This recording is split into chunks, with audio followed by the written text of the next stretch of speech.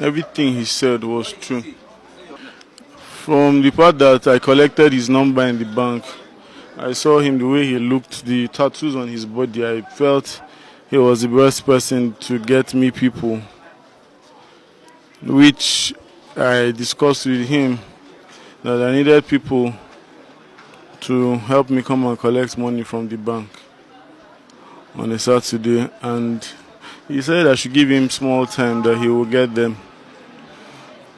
And he knows somebody, that the person used to be a soldier, and he knows that this person will be able to do it, and he gets people. That was when he organized the meeting with me and him on the 24th or 25th. He had already briefed him, so I didn't have much to tell him. What I just needed to tell him was how they will enter and how they will make the mopo and other things that they need to do to be able to get the money. How they will take me to turn off the CCTV camera and how they would get to the ATM gallery to take the money. Prior to that evening, we were supposed to get a driver. That's Friday evening before the day of the robbery. All attempts to get a driver failed. So when I had met these guys on Saturday morning, Prince, Elisha, and Timothy, I met them on Saturday morning. Already they were inside the car, and I now called him. I said, "How far now? This driver thing is an issue. We need a driver. Can you drive?" He said, "No, he doesn't know how to drive, but he has someone that he thinks will be able to drive." I said, "Okay, no, well, when you're with that person, let me know. I don't know where exactly they were, whether they were at the bank, but I knew that he came around the bank." So I spoke to the guy, and I asked him if he knew how to drive manual. He said yes, and I explained to him. I said, "Okay, fine. See the car that you are going to take is a car in the bank, the branch car." And he said, "Okay, no problem." So at that point, I called him and asked, I said, "Where are you?" And he said, "It's around the bank." That he came to meet the driver. So I don't know if he left immediately. I don't know when he left, but I knew that he came to that place before that thing happened. You told us on Tuesday. Yes, I was afraid. Everything I told you was a lie. I was afraid. I just lied to you to save my head. This is the truth. So who brought the guns that you people looked at? They brought the guns. I didn't have any business with any guns.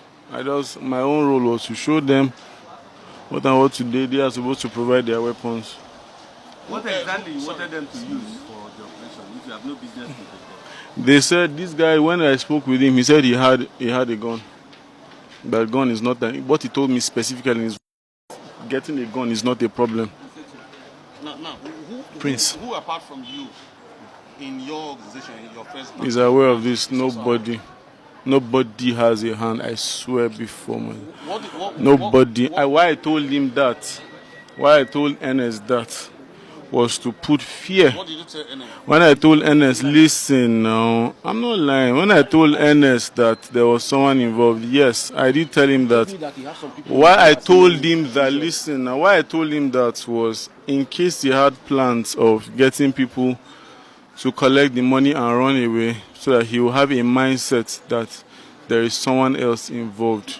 Why was your target also, apart from Pape, you mentioned Maraba? When I met him for the first time, I mentioned Pape or Maraba, reasons being that I was still trying to do like a psychoanalysis on him. I didn't trust him to tell him specifically. It was at the point where I built trust with him. That was when I now told him is Pape, because the truth is there was nothing existed for Maraba. I just needed him to have a double mind. I didn't want him to just at once believe that it is a Pape thing. That's just the truth.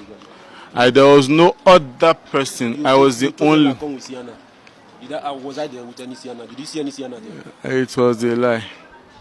I told them, okay, I'm not done. I told them that there was someone else, a top person involved in it, because I didn't want him to plan with anybody and take the money or run away with it. So I wanted to give him a mindset that there was a higher person involved. I'm not hiding anybody at this point. I don't have anything to gain hiding anybody. Thank you.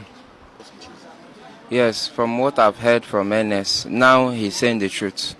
Because initially, that other time, all he said was lying. Were you aware he was lying that day? Yes, all he was saying was lie that very day when he was interviewed. But now he said the truth. So how many guns did you bring?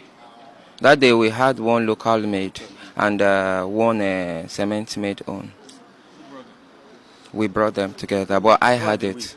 No, we are 3 weekend with it. It is in my house. Because when we made them, we dropped them in the house. That local pistol, I have it. But the other cement on, we 3 constructed it. But you told us that the guy who was late was the person who brought those guns. Yeah, I bought it from their village. I bought the gun from his place at Benue. No, you said he was the one that brought it.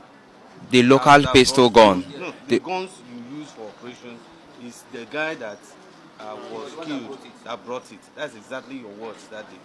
So why did you decided to twist issues?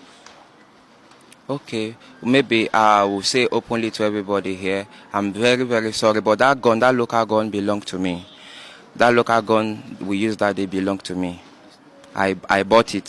So tell us now, the 2 meetings, because that day you said there was a pre-operation meeting. Yes. There was a meeting before. Yes. And there was a pre-operation meeting. Yes. The 2 meetings, how many of you were part of that meeting? The first meeting we had was at the Ever Ready. Not the venue. How many of you were involved in the first meeting? I was there, Mr. Larry was there, Timothy was there, and Timothy was there, the fair one. Then this one was far off. He came with us, but he was at the side.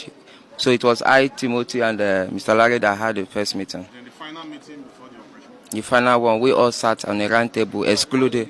I, Mr. Larry, Timothy, and Elijah, and the late Patrick. So we are all together. So Mr. Ennis wasn't there. He was at his bar.